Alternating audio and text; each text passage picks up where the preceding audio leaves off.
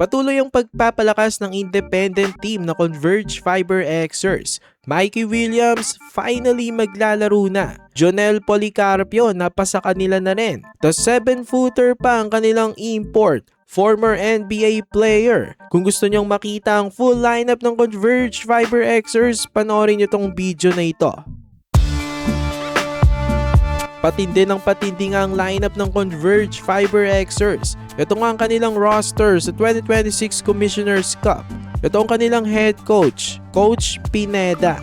Tapos magsimula tayo sa mga guards. Una si Juan Gomez Del Llano, ang young NG na rising star ng team. Grabe sa bilis ito. Matinik na scorer at playmaker. Nag-average last conference ng almost 19 points per game, 4 rebounds at 4 assists. Sumunod, Mikey Williams. Finally, pumirma na. After 3 years mawala sa PBA, babalik na ito sa paparating na Commissioner's Cup. Aba matindi ang combo sa backcourts nilang tatlo ni Juan Gomez Del Llano at Alex Stockton. Alam naman natin na isang scoring machine at sharp shooter itong si Mikey. 2-time finals MVP sa TNT. Nag-average ng 19 points per game sa kanyang last season sa PBA, 4 rebounds at 4 assists. Sumunod sa kanya, Alex Stockton, isa pang rising star ng team. Nag-average naman ito last season ng 14 points, 3 rebounds at 2 assists per game. Tapos Dave Ildefonso, isang athletic na guard wing. Posibleng maglaro na ito sa Converge this conference. Pag nagkataon yan, mas lalong lalalim itong team na to.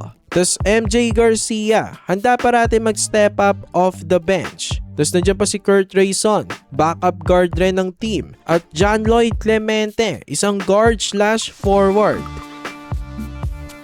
Una si Jonel Policarpio. Kakatrade lang nito sa Converge galing NLEX mga kabakets. Isang promising young forward with size at versatility. Sumunod, Calvin Abueva. Magbibigay ng toughness sa team. Isang veterano na reliable off the bench. Nag-average ito last season ng 8.6 rebounds at 2 assists per game.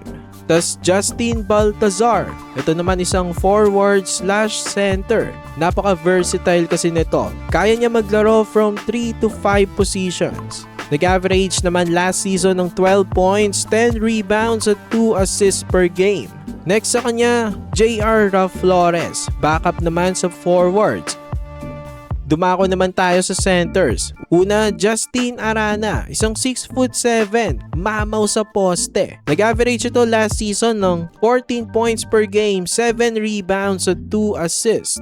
Tapos ang import naman nila ay si Kyler Kelly, former NBA player, nag-average ng 3 points per game sa NBA. Tapos Rafi Rivis, ang pinakamatanda sa team, 48 years old na pero maasahan pa rin. At last, Larry Muyang, reliable, decent backup big. Ito naman ang potential starting 5 ng team.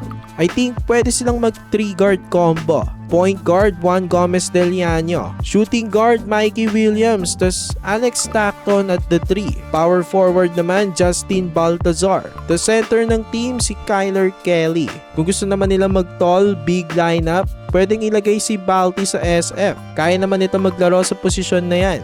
So ayan ang official lineup ng Converge Fiber Xers sa 2026 Commissioner's Cup. Ano masasabi nyo dito mga kabakets? For more PBA content, ilike nyo na ang ating video at mag-subscribe na rin sa JB Buckets.